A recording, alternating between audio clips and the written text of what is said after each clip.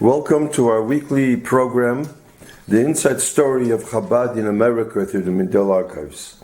This week is Parshas Gdoshim, Acharei Gdoshim. It's a very unique Parsha, it's a very important Parsha. As the Torah says here, Dabir el kol adas b'nei Yisrael. Usually the Torah says, Vaydaber Hashem al Moshe Leimer, or Tzavis b'nei Yisrael. Here it says Dabir el kol adas b'nei Yisrael, and very few times says the word kol adas. So Rashi explains why does it say kol adas? Mipnei sharoiv gufei Torah tluyim bo. Most of the mitzvahs, the ikadika mitzvahs, the main mitzvahs that all the Yidden have to hear is in this parsha. So that's why it says the word Kol Adas. The Eibishter wanted to say to everybody should be here. For example, this week we have mitzvahs that a person should distance for forbidden relationships, fear your parents, keep Shabbos, don't kill, don't steal, don't lie, don't swear false, don't rob, don't curse. Don't put a stumbling block in front of a blind person. Things that are between men and men. Ahavas Yisrael, don't hate. No Lashon Hara, no Rechilus. And it goes into what is Rechilus, Lashon Hara. Lo Yisamay da Dam Reyecha. Don't stand on somebody's blood. And Rashi explains what that means. So these type of mitzvahs are very, very important. And therefore, the Torah says, Dabir al kol adas b'nei Yisrael. Also, this Parsha Kedoshim, these inyonim are more or less, some of them are like, we're learning now, we're in the middle of Pirkei Avos. So here, I want to mention a personal story, even though maybe a couple of years ago I did mention it, but I can mention it again, people that didn't hear it. I used to teach in Yeshiva Brooklyn, a Litvish Yeshiva, for many, many years. And the Rabbi told me that is what I should be for many years. So I was there. In the afternoon, I taught Hebrew school, Talmud Torah. Public school children from 4 to 6, Monday through Thursday, also Sunday school in the morning. And these are children that have no frum background, not religious, and they just come there, 11, 12, 13 years old, some 14, boys, girls. And I taught there, and they came there for bas mitzvah, bar mitzvah. They had no Yiddishkeit. They were not brought up from. And I taught them about kashrus, I taught them about Shabbos, I taught them about the mezuzah, about wearing tzitzis, tefillin. A few parents came over to me and said to me, they want to talk to me. They said, Rabbi, you're a good man, whatever they said, you're a good teacher, but we probably have to take our children out of Hebrew school. I said, why? Because we sent them to Hebrew school to learn the Jewish history, to learn to become bar mitzvah, bas mitzvah, but not to come home and tell us that we have to change the dishes, or we have to light candles, or we're not allowed to write on Shabbos, and all those things. We're not. Some of us they were reformed. They say one of them says that he's not religious at all. I don't know what's better, to be reformed or not to religious at all. I don't know. But anyways, so I'm sorry, we'll have to take out our children from public school. Okay, so what should I do? I didn't know what to do. So I went to Rabbi Mindel, and I asked him. I said to him, I have this problem. What should I do? So he tells me, he says, go to Rabbi Chadakov. Ask him that. He says, Rabbi Chadakov he called it, I remember, he says, he was a principal par excellence. Remember, he used the word. He was a principal in Riga. He had 1,000 Talmidim. He was an excellent principal. He knew every student where they are, even when they went on vacation, or even Shabbos. He knew every single student. So he says he thinks I should talk to him. Torim Derecheres, this was his school, and Rabbi Mindel also went to that school. They both come from that school. This is from the Shita of Reb Shamshin Ulefayil Hirsch. So I went to Rabbi Chadakov, and I told him, what should I do? So Rabbi Chadakov told me, he was thinking, he says, what do you teach them? I said, I teach them about Shabbos, Kashrus, Mezuzah, Tzitzis. He says, who says you have to teach that? The same Eibishter that says that you have to wear tzitzis, and you have to wear tefillin, and you have to get kosher, the same Eibishter says things that are in this Parsha Kedoshim. You have to be an honest person, not speak Lashon Hara, and everything that it says there. Why don't you teach them that?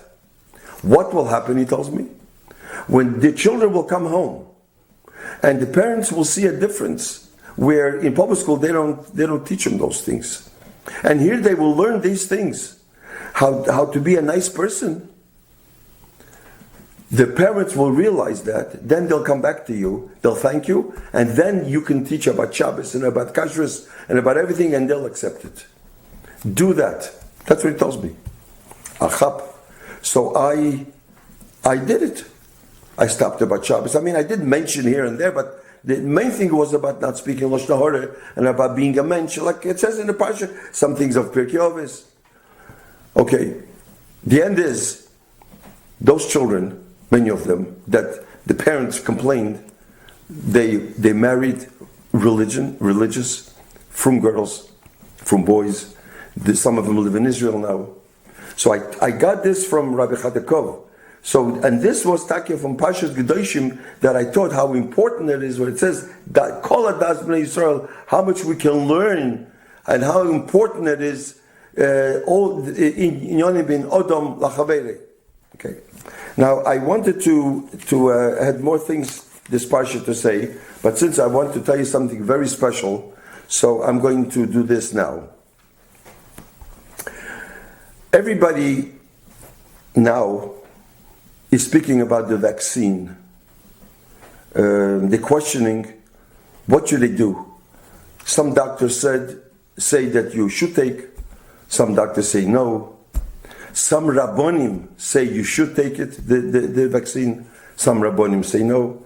I found a letter from the Rabbi, and this letter actually is in the letter in spirit. So the Rebbe says over here, now there's more things that I found, but here the Rebbe says about something else, about the Zim ship, the ship line that was run by Jews years ago. I don't know if they have it now, that the ship, whether you're allowed to go on it on Shabbos, or it was a Jewish, it was in Israel, whether you're allowed to go on Shabbos or not. So I'm just going to read 2 paragraphs from this whole, it's a long letter, but just 2 paragraphs what the Rebbe writes, and then I'll tell you what I found here. I mentioned this particularly in reference to your inquiry regarding the disgraceful Shabbos desecration, Chilul, which is perpetrated by the Jewish-owned ocean liners. The claim that everything is done automatically during the 24-hour of Shabbos is absurd, the Rebbe says. And I state it with the fullest authority, being an engineer myself and having studied mechanics. For one thing certain, machinery cannot be operated automatically, especially those connected with steering, radio communications, services, and similar ones. That's one thing about the ship. The Rebbe was explaining how the ship works. Another thing is, they check every few hours over there, and that's Chilul Shabbos. That's Secretary Shabbos. And the third thing that Rebbe says is that the boiler works, the Rebbe goes into it, the whole thing. I don't want to go into that. That's what the Rebbe says as far as the ship is concerned.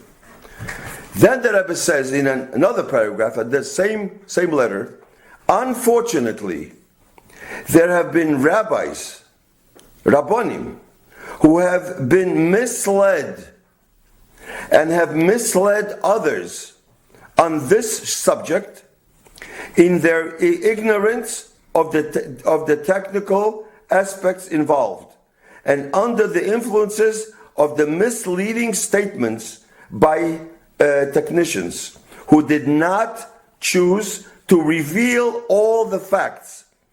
These rabbonim have